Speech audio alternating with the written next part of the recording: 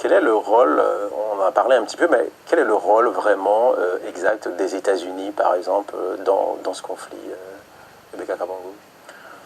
Le premier soutien de Kagame, on le sait, on les voit souvent ensemble, c'est Bill Clinton. $1 milliard versé au Rwanda. Vous voyez que lorsque le rapport du groupe qui expose le soutien du Rwanda au groupe rebelle du M23 est sorti, les États-Unis n'ont proposé comme sanction que 200 000 euros, une suspension de 200 000 euros, alors que les accords et les soutiens financiers des États-Unis vers le Rwanda sont beaucoup plus importants que cela.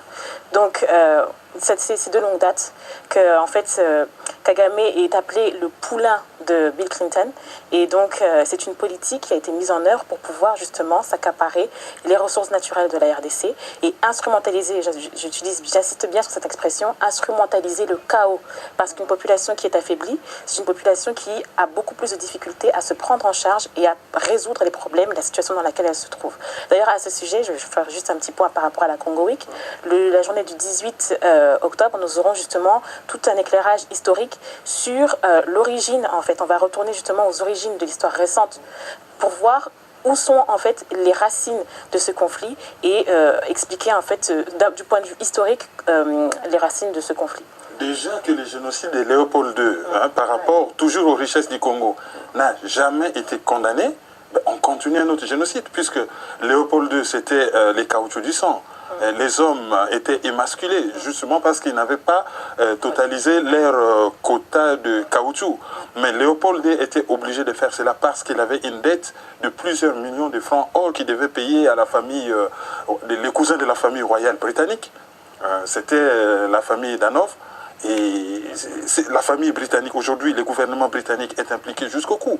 Tous les rapports sur le Congo, on parle de la Grande-Bretagne. Personne ne critique. Il y a certaines personnes en Belgique aujourd'hui qui pensent que le Congo, c'est leur propriété. Ils continuent leur politique. Ils sont là, on les connaît. Et il n'y a aucune réaction par rapport à cela. Qu'est-ce que ça pourrait changer? Qu'est-ce qu'on pourrait faire pour changer la donne économiquement sur place, selon vous, Jean-Paul Moureau, vous qui êtes économiste? Je pense qu'il y a premièrement une guerre des idées à mener.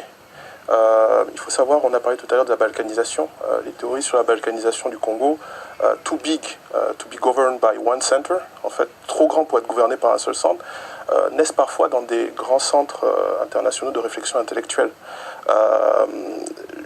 L'idée peut-être à véhiculer, c'est qu'un Congo fort et grand peut bénéficier à toute la sous-région et à toute l'Afrique. Il faut savoir que déjà dans les années 60, un prix Nobel d'économie, Rostow, a fait un séjour au Congo et expliqué dans ses conclusions, dans les conclusions de son rapport, qu'un Congo viable, grand, fort, ayant de bonnes infrastructures de transport, serait à même véritablement d'arrimer toute l'Afrique à sa croissance. C'est peut-être ça, la bataille des idées à gagner, et expliquer que, bon, globalement, le tout minier, on peut le mettre de côté. Le Congo, c'est avant tout une population. C'est 150 millions de personnes à l'horizon 2050. C'est des secteurs que l'on peut développer. C'est le tertiaire, c'est le secondaire. C'est pas forcément le minier. Voilà. Donc, c'est bien ça, la bataille des idées. Un Congo fort n'est pas une menace. Un Congo fort est un pôle de stabilité pour toute la région. Alors justement, oui, la bataille des idées, on en parle. Je vais vous proposer d'écouter ce discours du président Obama, même si on voit que l'attitude des États-Unis est assez ambiguë. Barack Obama a tenu justement ce discours sur l'Afrique. On écoute ce qu'il dit, donc pas d'hommes forts, mais plutôt des institutions fortes. C'est parti. Point fingers and to pin the blame of these problems on others. Yes, a colonial map that made little sense helped to breed conflict. The West has often approached Africa as a patron or a source of resources rather than a partner. But the West is not responsible for the destruction of the Zimbabwean economy over the last decade.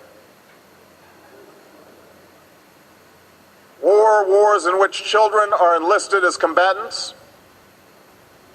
Oui, tout à fait.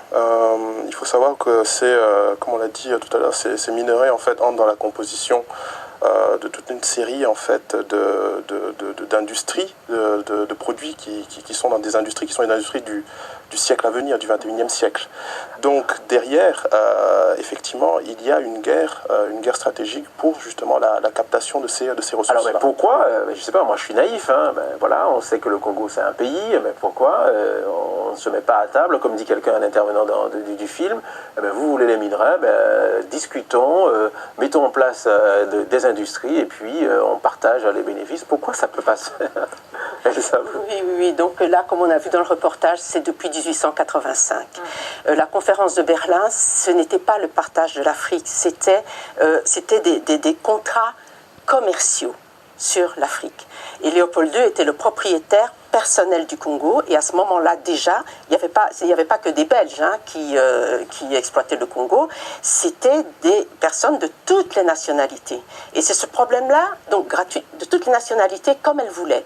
Et en fait, c'est ce système-là qui continue, qu'on veut perpétuer en nous mettant des dictateurs, en protégeant les dictateurs, et quand les dictateurs ne conviennent plus pour les politiques extérieures ou l'image de l'Occident, on les met dehors, voilà. Et je voudrais parler pour les Congolais du terrain. Hein, il faut arrêter de prendre les Congolais pour des imbéciles. Ils disent, c'est un agenda caché de longue date. Donc c'était planifié. C'était planifié. Oui, quelqu'un le dit, les USA ont favorisé l'invasion du Congo par l'Est, par les Rwandais. Et en passant par le génocide, ils savaient très bien qu'en passant par ce génocide du Rwanda, ils avaient un autre objectif. Hein. Voilà. Donc, et tout ça est très bien dit dans les rapports des experts de l'ONU. Tout le monde peut télécharger ces rapports. Ils sont limpides. Et ils existent depuis 2001-2002.